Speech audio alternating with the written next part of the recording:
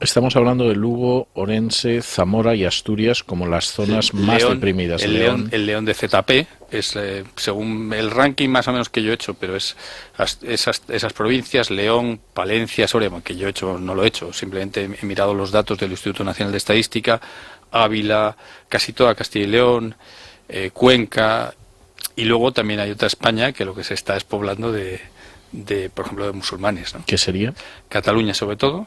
Las provincias en Gerona y Almería, también Almería, en Gerona y Almería un 20% de los niños aproximadamente tienen al menos un progenitor musulmán. En Gerona y en Almería. En Gerona y en Almería. O sea, la historia se repite. Sí, estoy sorprendido, sí. Tarragona y Lérida 15% más o menos. Barcelona. Tarragona y Lérida un 15%. Más o menos ahora mismo un niño... O sea, Cataluña va camino de convertirse en el Emirato de Cataluña, si esto sigue así. Sobre todo porque, aunque no lleguen a ser mayoría, en una sociedad como la nuestra, con sistema proporcional, pues la bisagra de dentro de una generación será islámica. Y la bisagra en España, ya sabemos lo que manda. Desequilibra... cuando hablan de Europistán o Españistán o todo eso, posiblemente no sea posible en términos de que sean la mayoría. Euravia. Hablan algunos. Exactamente. Sí. Pero con que sean el 20%, como son, pues, tienen más convicciones que nosotros.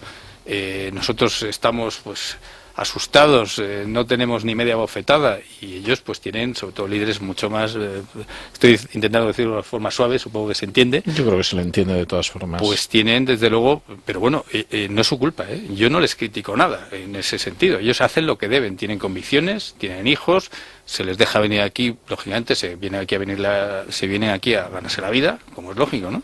¿Y cómo es la situación en Barcelona? Estábamos hablando de Gerona, Lérida... Barcelona, al ser gran ciudad, gran provincia, es un poco menos, la penetración musulmana es un poco menor, pero está bien, puede ser 12-13% de niños de padres musulmanes. Por ejemplo, hay una gran colonia pakistaní, que también es una cepa relevante en la comunidad musulmana.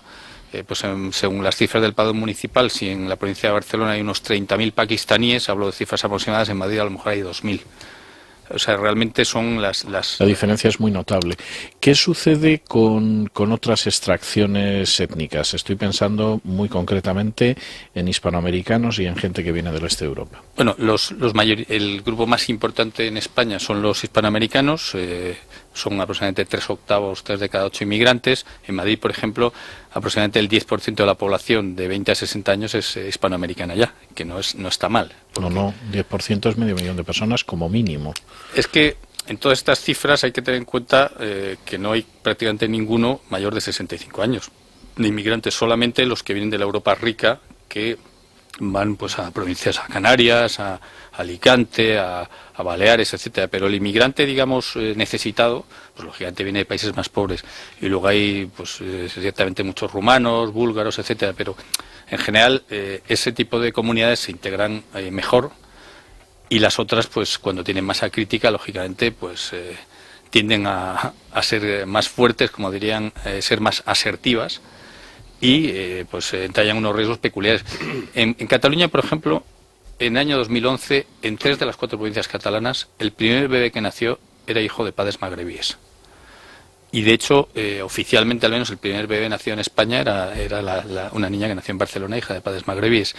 Que nazcan en 3 provincias, el primer niño sea de ese tipo de etnia o de ese tipo de segmento, estadísticamente es o una cosa sumamente improbable, o bien eso significa que la proporción que hay de ellos en España es mayor. Es desproporcionada, sí, realmente. Claro.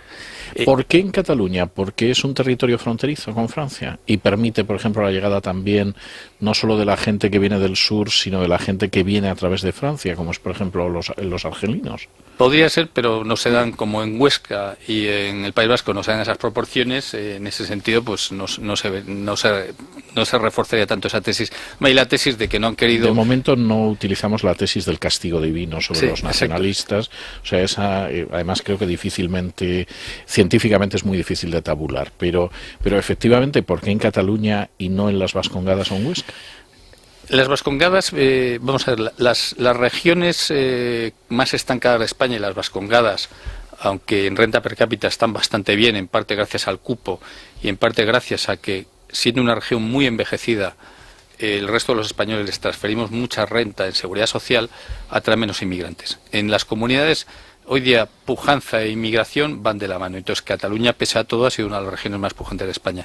Luego, en Cataluña, pues hay la teoría que dicen algunos de que no se ha querido favorecer personas que no hablan español.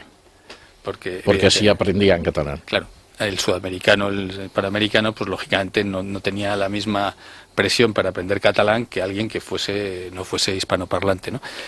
Y lo cierto de verdad es que hay efectos llamada en todas las cosas de inmigración, hay efectos llamadas, y por lo que sea se han establecido no sé dónde, gente de no sé qué país, pues era como las inmigraciones españolas a Hispanoamérica, ¿no? Iban mallorquines a no sé dónde de Argentina, pues llaman a Puerto Rico, por ejemplo, ¿no? Entonces, por la razón que sea, no lo sé cuál es, honestamente. También en Murcia hay una masa enorme de magrebíes, pero lo cierto y verdad es que es muy fuerte la proporción. Una última cuestión, porque es una de las preguntas que me está llegando en estos momentos por SMS y que es una pregunta que hace muchísima gente y que hace referencia al hecho de que como no hay trabajo estable, no hay acceso a la vivienda ni conciliación, no se tiene hijos. ¿Hasta qué punto esto es cierto? ¿Hasta qué punto no es sino una excusa para no tener hijos? Porque en épocas de menos estabilidad, de menos trabajo estable, la gente tenía más hijos. Bueno, exactamente es así. Cuanto más renta hemos tenido, menos hijos tenemos. O sea, es lo contrario de lo que dice la gente. Es verdad que a muy corto plazo, el año que de repente hay un desplome económico, lo normal es que la natalidad ese año caiga, pero nos fijamos de nuevo en los años de la guerra civil, donde teníamos más niños con menos población total, por tanto la tasa de fecundidad era mayor, y de hecho la fecundidad donde ha caído abruptamente son los países desarrollados. El problema es que ha caído demasiado, insisto, no es tanto, es lógico que tengamos menos hijos que antes, pero el problema es que ha caído tanto que solamente para que haya relevo generacional, por cada 2 bebés que tenemos haría falta uno más.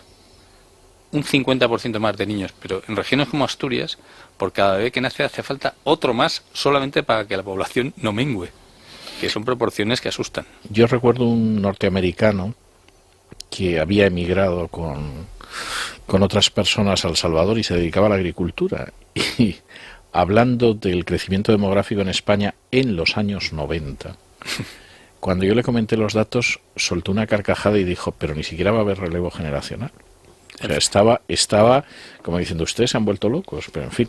Don Alejandro, si no tiene inconveniente, yo le voy a pasar los trastos de interrogar a mis compañeros de mesa para que le formulen alguna pregunta. Pues con mucho gusto. Don Javier Somalo. ¿Qué tal, don César? Buenas noches, señor Macarrón. Vamos a ver, la pregunta, una de las preguntas que tenía es precisamente esta que ha llegado por SMS, porque más allá de lo que alguno ha llamado invasión de vientres y que se ha visto en España y en Europa, quiero decir que también creo que hay un suicidio europeo, partimos de 2 datos positivos, que es menor mortalidad infantil y mayor esperanza de vida, que son 2 datos positivos, lógicamente, por el avance de la medicina, por sociedades más acomodadas y con mejor sanidad, pero llegamos a uno negativo. Claro, yo aquí me acojo al el casado casa quiere, que se decía antes, ¿no? Yo no digo que ahora sea así, pero no es verdad que se espera mucho a tener los hijos. Quiero decir, las parejas empiezan a tener hijos quizá a los 30 y tantos y luego tienen 1, 2, ya con el 2 está la famosa frase de ya he cumplido, porque somos 2 y tengo 2, cosa que es evidentemente errónea. Y claro, llegan ya a los 40 y no se quieren tener hijos por si acaso. Don Javier, da usted exactamente en el clavo. O sea, además de las explicaciones de valores, de todo tipo de cosas, técnicamente ese es el gran problema, que también tiene que ver con valores, porque al no ser un valor tener hijos lo posponemos. Y es verdad, y hay muchas encuestas o encuestas que se han hecho sobre este tema, en las cuales sale que la mayoría de los españoles de 40 a 50 años habría querido tener al menos un hijo más. ¿Por qué no lo tiene? Porque llegamos demasiado tarde. Yo mismo pues al final he tenido 3 hijos, pero podía no haber tenido ninguno porque los tuve en mis 40, digamos. Claro. Podían haber tenido porque se me podía haber pasado el arroz, como se dice vulgarmente. Y esa es la clave. No es una prioridad. Hoy día la prioridad es primero la carrera profesional, luego la hipoteca, mucho jiji jaja, me divierto, encuentro la pareja perfecta. Pero si tengo 35 años, o tengo 40, o tengo 45. Y ese es el drama. Realmente, con tenerlos algo antes los hijos, tendríamos en general pues entre medio hijo, un hijo más, por así decirlo, en promedio por persona, y con un hijo más no habría problema. O sea que para aquel que piensa que con 2 ha cumplido para que no la pirámide no sea la de un país viejo, Muy lejanamente. ¿Cuál sería el mensaje? Si todo el mundo tuviese 2, no habría prácticamente problema. El problema es que siempre va a haber gente que no tiene hijos.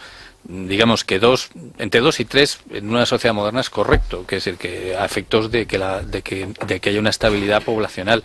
El problema es que primero que tampoco debes pensarlo solo por los demás, o sea, tú mismo por tu propia proyección personal, pues de hecho a muchos de los dedos les habría gustado tener 3, pero no han podido, han llegado tarde, además es que cuidar a los niños de noche, que no se duerme, pues claro, no es lo mismo con 25 años que con 45. Yo estoy convencido de eso, no tengo ninguna duda. También tengo que decir que algunas de mis amigas de 30 y tantos años, ya del final de la treintena, por cierto, mujeres muy atractivas, ahora andan llorando porque no han tenido hijos y tienen difícil tenerlos. Porque además tienen que encontrar padre, una cierta estabilidad familiar, con lo cual yo estoy viendo que alguna no los va a tener, pero es bastante revelador. O sea, a esa edad, no voy a decir yo que en la época de mi madre ya fueran abuelas, pero algunas seguro sí. Don Alejandro Vara.